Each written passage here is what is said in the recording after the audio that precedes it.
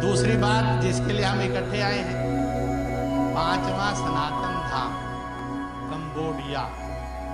इसलिए कंबोडिया की धरती को प्रणाम तो करना ही चाहिए और ना करने का कोई कारण नहीं।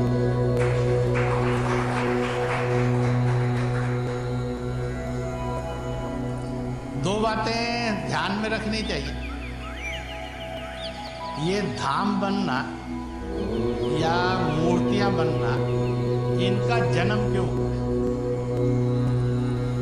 व्यक्ति अपने जीवन में झूठ नहीं बोले, मक्कारी नहीं करे, बेईमानी नहीं करे, गलत ना करे और वह अपनी गलती को, बुराई को मान सके।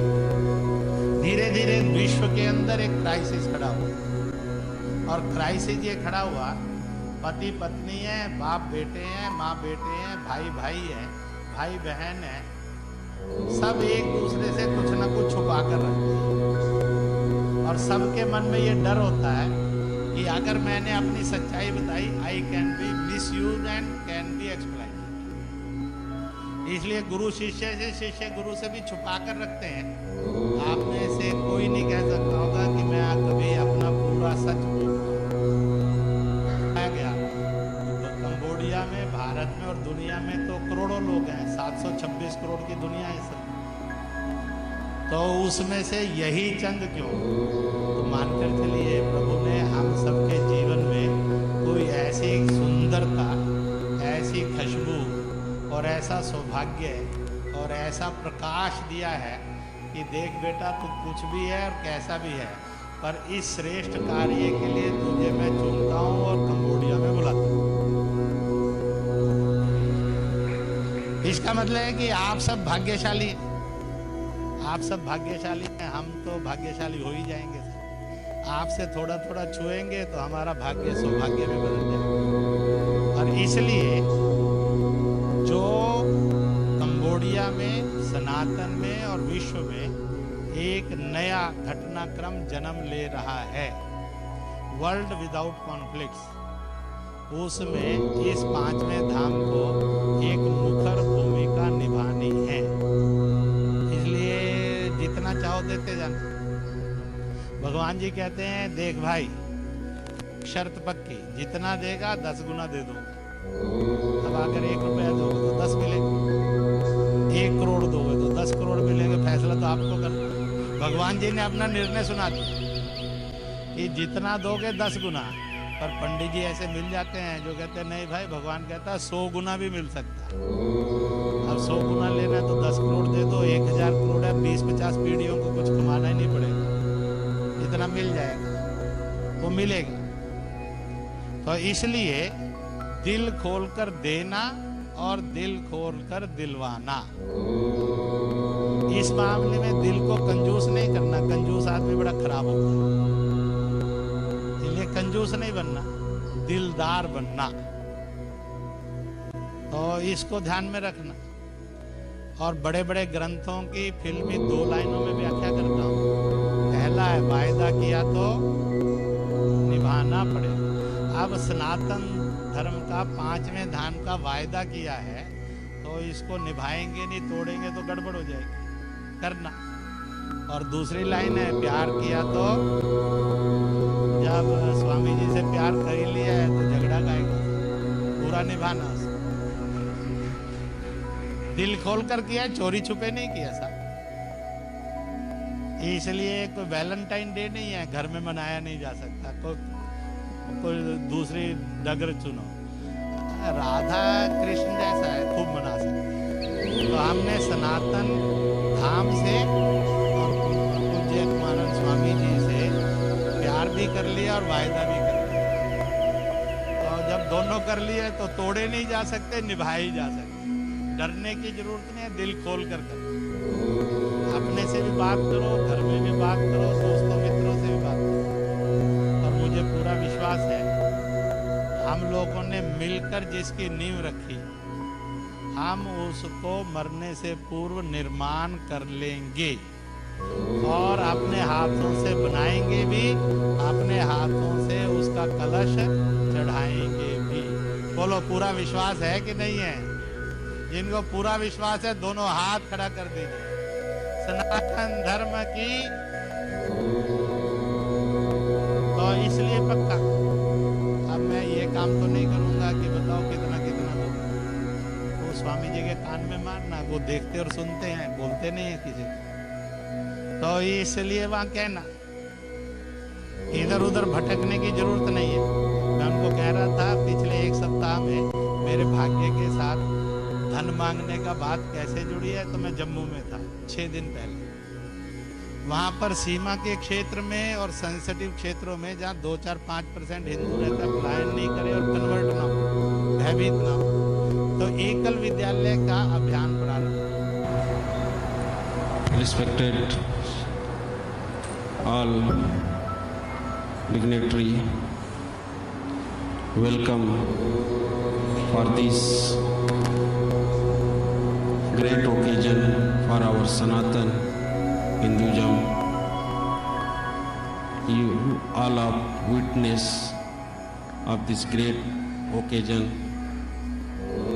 तो हम अपने देश में बोलते हैं ना, सबसे पहले कि किसी भी काम की शुरुआत के लिए लोगों का आशीर्वाद ले लिया जाए, तो सबसे पहले हम आप लोगों को प्रणाम करके आशीर्वाद मांगते हैं। थोड़ा दोनों हाथ उठा के मुझे आशीर्वाद दीजिए। मैं प्रभु से प्रार्थना करता हूँ कि प्रभु ने जो मुझे कार्य दिया है, उस कार्य को हम अपने चीफ गेस्ट माननीय इंद्रेश जी के सहयोग से, और भी जो हमारे साथी लोग हैं, डॉक्टर वीरानंदानी जी के सहयोग से उसको हम पूरा करने की कोशिश करेंगे। हम जो सबसे बड़ी जो चीज़ है कि आखिर देश के बाहर, बहुत सारे लोगों ने पूछा कि देश के बाहर क्यों, देश में ही क्यों नहीं। देश के बाहर जब मैंने बहुत सारे देशों में भ्रमण किया, तो हमें ये आभास हुआ कि हमारे सनातन संस्कृति का जो प्रचार प्रसार होना चाहिए, उसमें मुझे कहीं कमी महसूस हुई। तो मैंने पूरे साउथ ईस्ट एशिया के देशों को एक एक देश घूमा, कोशिश किया, लोगों से मिला, अन्नदान के प्रोग्राम चलाए देशों में कि लोग एक दूसरे को जाने, पहचाने, हमारे भारत देश को जाने। उसके बाद हमने कंबोडिया में आके मेरा मन मस्तिष्क रुक गया। मुझे लगा कि जैसे ही हम कहीं हिंदुइज्म की बात करते हैं या सनातन संस्कृति की बात करते हैं, सबसे पहले नाम कंबोडिया का ही आता है कि विश्व का सबसे बड़ा हिंदू टेम्पल अंकोर वाट, जो कि कंबोडिया में स्थित है। तो हमने सोचा कि जब प्राचीन समय में हमारे आदरणीय पूर्वजों ने इतने बड़े हिंदू मंदिर का निर्माण किया है, जो कि आज भी विश्व की धरोहर है, तो हम भी प्रभु की आज्ञा लेके 5वां सनातन धाम देश के बाहर स्थापित करने का प्रयास किया, जिसमें हमारे मुख्य अतिथि माननीय इंद्रेश जी प्रेरणा के बहुत बड़े स्रोत हैं। मैं सब शंकराचार्यों जी लोगों से मिला, विशेषकर पुरी के शंकराचार्य जी के साथ मैं 2 बार डिस्कशन किया कि क्या होना चाहिए। उन्होंने बोला कि हम लोग एक प्रोटोकॉल के तहत बंधे हुए हैं, देश के बाहर हम धर्म का प्रचार नहीं कर सकते हैं। तो स्वामी जी ये अच्छा कार्य है, आप बीड़ा उठाइए, हमारा आशीर्वाद आपके साथ है। फिर हमने उनका आशीर्वाद लेके स्वरूपानंद जी से मिला, सबको मैंने समझाया, कन्विंस करने की कोशिश किया कि कहीं लोगों को ये ना लगे कि हमको बिना विश्वास में लिए हुए इतना बड़ा कदम की घोषणा की जा रही है। तो मैं 2 साल तक लोगों से मिलता रहा, जितने भी हमारे प्रतिष्ठित विश्वविद्यालय हैं, चाहे बनारस हिंदू यूनिवर्सिटी हुआ, चाहे हमारा संपूर्णानंद हुआ, लाल बहादुर शास्त्री विश्वविद्यालय जो दिल्ली में है, सारे विश्वविद्यालय के कुलपतियों से हमने काफी लंबी चर्चा किया। सब लोगों ने सहमति दिया कि नहीं, ये अच्छा कार्य है, जरूर करना चाहिए। तो 2 सालों के बाद जब हमारी मन मस्तिष्क की ये हालत हो गई कि नहीं, कंबोडिया एक अच्छी जगह है, तो हमने यहाँ पे इस 5वें सनातन धाम की स्थापना का निर्णय लिया। निर्णय लेने के बाद हमने धीरे धीरे इसको 1 साल लगा इसको मूर्त रूप देने के लिए, जिसका अभी हम लोगों ने 30 मई को भूमि पूजन माननीय इंद्रेश जी के हाथों संपन्न किया। और यहाँ से हमारा कार्य जमीन में बीज हमने और माननीय इंद्रेश जी ने डाल दिया है। अब इसको खाद पानी देके हम लोग बड़ा वट वृक्ष की तरह से बनाने की कोशिश करेंगे कि जिसकी छाया जो है हमारे पूरे सनातनियों को मिल सके। दूसरी चीज कि विश्व में हम कहीं भी जाते हैं तो हमें भगवान शिव के रूप जरूर दिखाई देते हैं। तो बहुत सारे लोगों मेरे पास भी आते हैं, वो कर पूछते हैं कि स्वामी जी मैं किस भगवान को मानूं, किधर जाऊं, क्या करूं। लोग कंफ्यूजन की स्थिति में निर्णय नहीं कर पाते हैं कि मैं किधर जाऊं, क्या करूं, क्या नहीं करूं।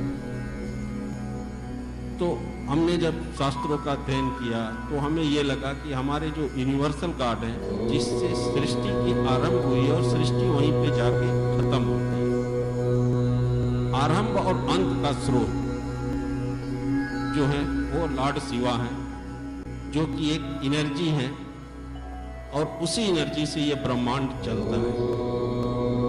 तो हमने लोगों का ध्यान आकर्षित करने के लिए भगवान शिव की एक मूर्ति की स्थापना का साउथ ईस्ट एशिया के इस देश कंबोडिया में प्रयास किया, जो कि भगवान शिव की इच्छा मेरी है। मैंने कारीगर को दिया हुआ है कि मूर्ति 180 से 200 फीट के आसपास होनी चाहिए।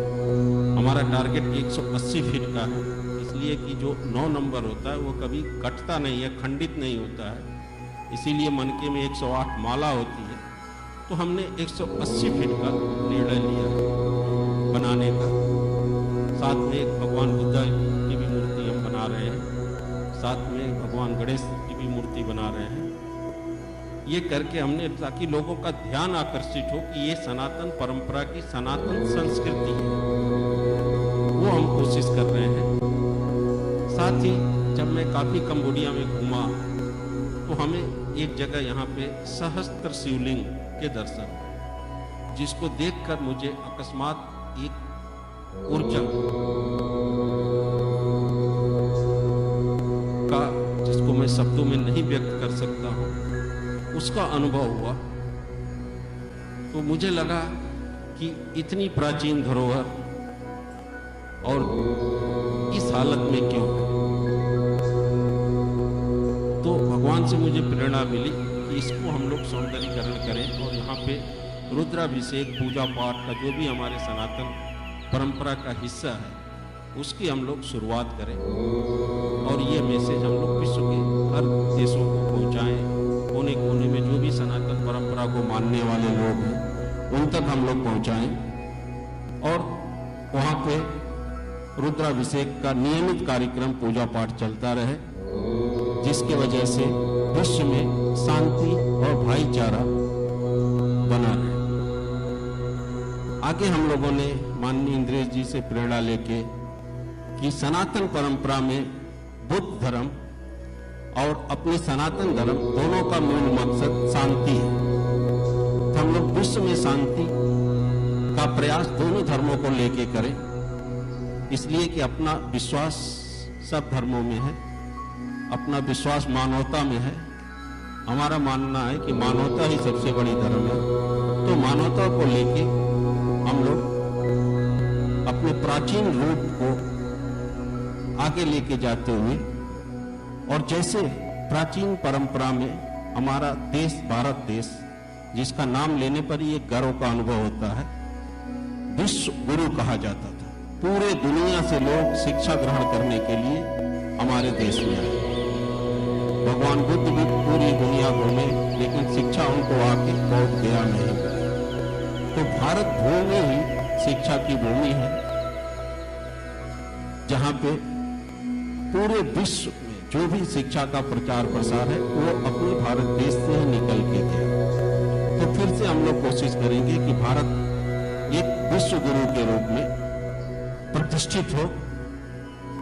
प्रयास करेंगे, आप लोगों का साथ है भगवान के कृपा से हमारे मुख्य अतिथि माननीय इंद्रेश जी हैं, जो कि ज्ञान के भंडार हैं, तो हम प्रतिष्ठित करेंगे, इसलिए कि ये मेरा दृढ़ विश्वास है, ये प्रभु की इच्छा है कि इसको हम लोग जरूर पूरा करेंगे। आगे हम लोगों ने कोशिश किया कि यहाँ पे अपने देश से लोग आवे ताकि यहाँ की संस्कृति को समझ सके, देख सके कि अपना सनातन हिंदुइज्म कहाँ तक प्रसारित था। उसके लिए हम लोगों ने जगह जगह सेंटर बनाने की कोशिश कर रहे हैं कि हमारे पिलग्रिम तीर्थयात्री यहाँ पे आ सके। यहाँ हम लोग जो भी बुद्धिस्ट परंपरा को मानने वाले लोग हैं, उनको हम लोग कोशिश कर रहे हैं कि यहाँ से अपने भारत देश जाएं और वहाँ जाके वहाँ के जो भी बुद्ध की संस्कृति है, जो भी उनके स्थल हैं, कहाँ बुद्ध पैदा हुए, कहाँ पे उनका वो हुआ, कहाँ पे ज्ञान लिया, उस जगह पे ये लोग जाके हमारी संस्कृति को सीखें, ताकि हम दोनों का आपस का संबंध और भी अच्छा हो सके। इसमें हम आपके सहयोग की हमेशा उम्मीद रखेंगे। इस सनातन परंपरा के लिए इतने बड़े अफ्रीकी देश घाना से हमारे किंग आए हुए हैं, जो कि इतना मुझे प्यार करते हैं। मदर क्वीन में आई हुई है, घाना से एक रीजन की और भी क्वीन आई हुई है, जो कि हमारे बॉलीवुड इंडस्ट्री के बहुत सारे कलाकार आए हुए हैं, जिनके कि लाखों लाखों फॉलोअर हैं। ये लोग भी सपोर्ट कर रहे हैं। हमारे श्याम जी, जो कि पूरे विश्व प्रभारी हैं, उन्होंने भी प्रेरणा दिया। हमारे शैलेश जी, जो कि ज्ञान के भंडार हैं, काफी मुझे उकसाते रहते हैं कि गुरु जी ये करना चाहिए, वो करना चाहिए। ये प्रेरणा लेके ये सब चीजों के मैं करने की कोशिश करता हूं। आप लोगों के जो भी सुझाव हो वो मुझे आप निष्पक्ष दीजिएगा, कोई भी संकोच मत करिएगा, इसलिए कि बिना सुझाव के आपके हम अधूरे हैं। इन्हीं शब्दों के साथ मैं अपने माननीय मुख्य अतिथि जी को माइक देता हूं। ये आपको काफी अच्छी अच्छी बातें बताएंगे। धन्यवाद।